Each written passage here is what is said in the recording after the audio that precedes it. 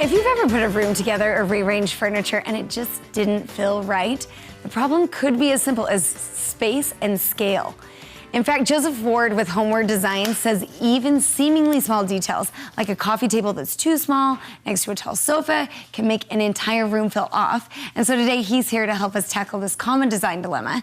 Joseph, do a lot of people get it wrong when it comes to scale? To scale, yes. It's really hard. It's surprisingly, it's kind of hard, and that's what designers are kind of, they're hypersensitive to these things, so they can kind of pick out like what's, exactly right. So yeah, oftentimes you'll see sofas that are too big for a small room, or sofas that are too small for a huge room, okay? And so that's kind of what we're gonna talk about today. And so is it an easy fix, or is this something that we're gonna have to get out our notebooks and jot down some notes? Yeah, some people want an equation, you know what I'm saying? They kind of want, if it's the square foot of the room divided by the size of the couch. Because sometimes that's easier than just saying, I'm going off my gut, that feels like it looks right. No, it's really subjective. You know what I'm saying? It really is subjective.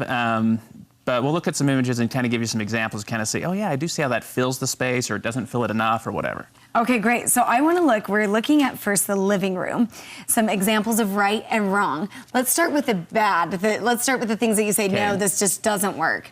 For this particular one, so it's a couple of things are wrong with it. One of which is like the chairs are pushed against the walls and the fireplace. And sometimes people do that to kind of maximize.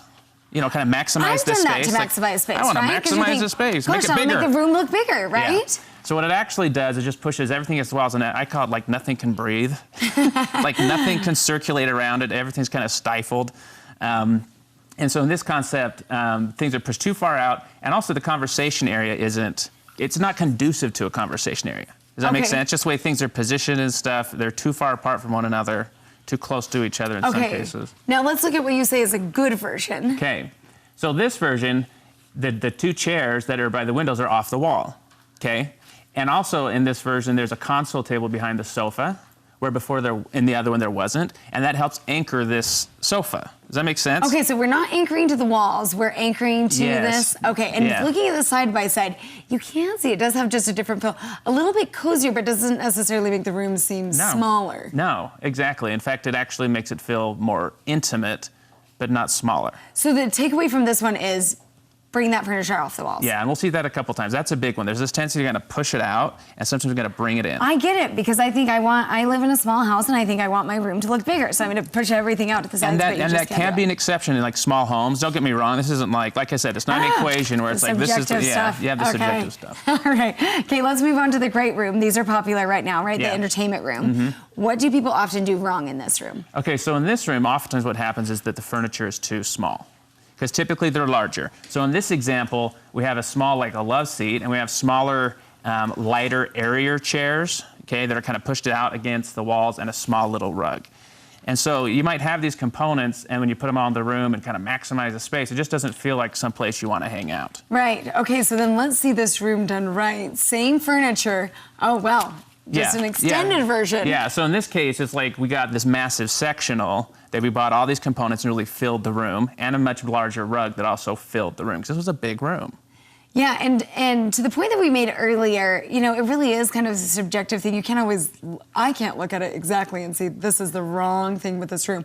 But side by side has a totally different feel to just extend that couch. And then you're also not getting the armchair that you had in the first one. Like armchairs weren't appropriate. Does that make sense? And the chairs in the bad one were they were light chairs, visually light. They weren't big, heavy ones, so that was bad as well. Okay, so don't skimp on scale when it comes to the great rooms. Yeah, exactly. Okay, let's move into the kitchen. This is such a popular place right now. What about the right fixtures for the kitchen? So light fixtures in kitchens, that's where we... So this is our bad. I just want to point out, because I saw this and thought, wow, how pretty. Yeah, and it is pretty. It's not bad. It's just that it lacks some drama that we'll see in the next one, because typically, so when you go to light fixtures, they have different sizes of them. And so people will be like, oh, I'll get the cheaper ones, right? Sure, because you can save a couple $100 They look bucks identical by going down to each other, and so you'll get the smaller one, but it just doesn't fill the space as well as, say, the larger ones.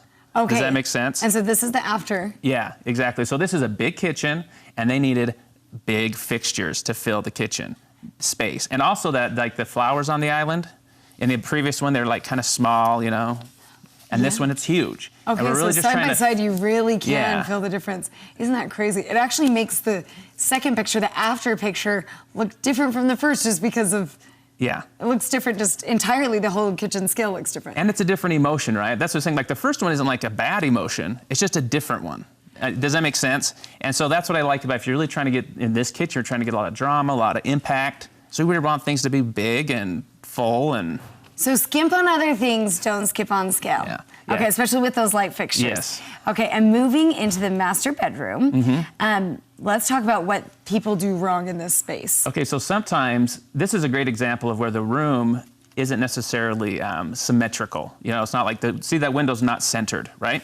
Sure, and a lot of people have that, right? Yeah, that's very common where you don't have this perfect centered window, but you have this entire wall. So in this case, the seating area was spread out across the entire wall in an effort to kind of create balance. Does that make sense? Like, oh, let's spread the whole thing out. So one chair in this corner, one chair in this other corner. It makes sense because I do this. Yes, it does make sense. And so what really could be done is to actually bring those chairs much closer together and create a sitting area in front of that window. Does that make sense? So the window's off center. So sometimes within spaces that are a certain size or off center, you need to create spaces within spaces. And that's what this good example shows. Okay, and was there that bench before or at the foot of the bed? No, there wasn't. Yep. So that bench was a good anchor for the bed.